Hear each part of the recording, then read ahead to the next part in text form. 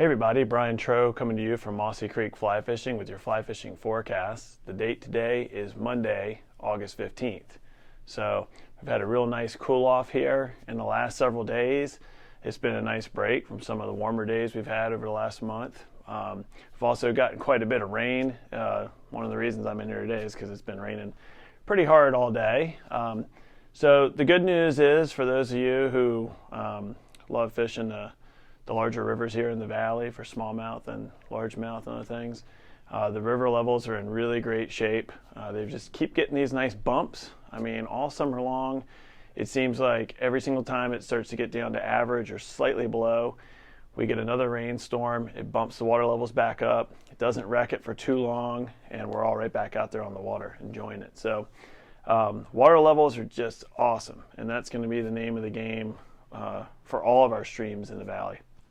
So we'll start off with the smallmouth just because that's what I've been doing a lot and what a lot of folks have been kind of focused on here in the summer months. But the South Fork of the Shenandoah River, the James River, they've all been fishing really, really well with varying water levels and water clarity.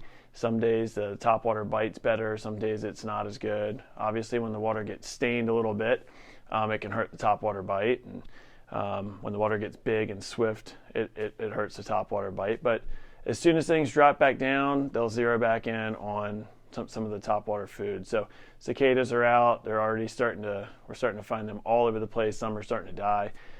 Dragonflies, damselflies are on the water every single day. The Shenandoah River has the majority of the damselflies are blue. So for a lot of you who are tires and trying to create your own popping bugs, blue is a really important color. Another really important color is red. A lot of people don't realize they're red. We get people out on the raft and they're like, wow, look at all these red damselflies. So I started making red popping bugs several years ago, and red is a really great color.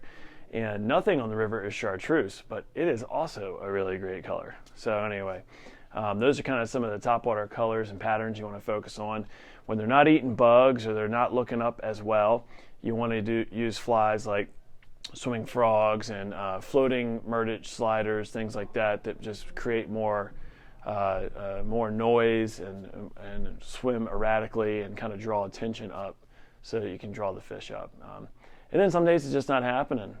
You do the little toe dip, you do it in the right spots in the river where the water's a little bit shallower and there's a good shade line and pace water. It's not moving too fast, it's not too slow.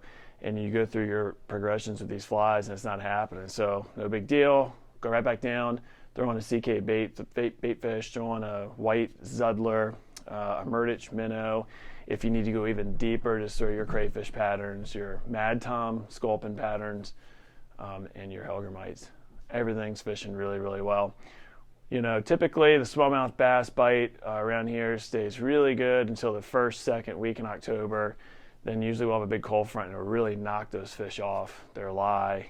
Your numbers go way down. They're not in all their little haunts anymore. So we've got quite a bit of time left in the season for you all to get out and enjoy that. So if you have questions about smallmouth bass, river levels, etc., give us a call. Moving up in the drainages to the spring creeks here in the valley. Another good shot of rain helps them out as well. The trico hatches have been absolutely massive on Mossy Creek. There's also been hex hatches in the evening.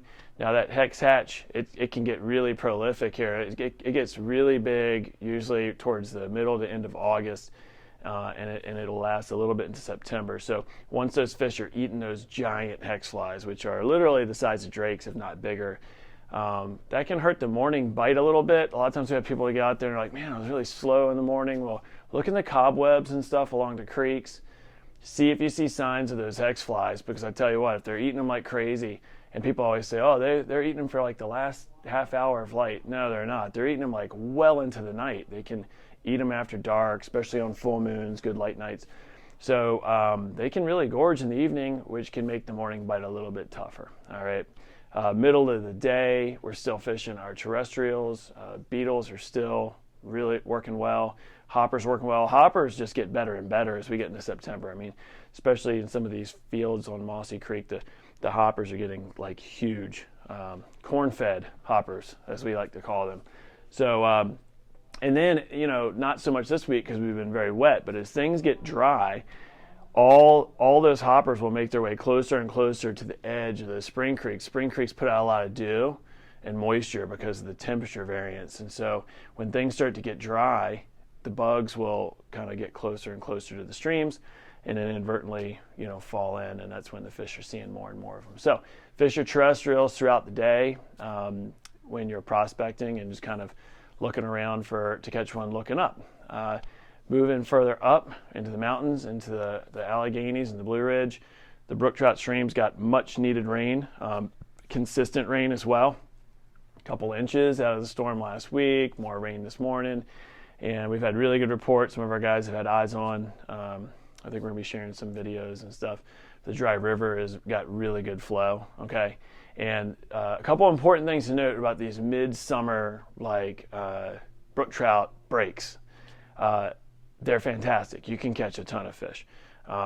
They've been deprived of proper cover, oxygen, food, and space, just habitat in general. And then rain provides all those things, and it provides it very quickly. Now, if it's a quick shot and the creek is going to come up and then in a day and a half it's going to drop back down, you're not going to see these fish spread out too much from those community pools, okay? So make sure that when you go fishing, if you go brook trout fishing over the next few days before the water levels kind of start to drop back down again, that you are still kind of zeroing in on those community pools, places where the fish were really stacked up and sitting in there together before the rain waters came up. They don't just spread out in every little nook and cranny for a day and then come flying right back into those pools for cover once things get low again. So they'll be pretty close to home base, all right? But with water flowing over and rapids and riffles and wave trains and refracting light and stuff making noise, they will be much, much harder to spook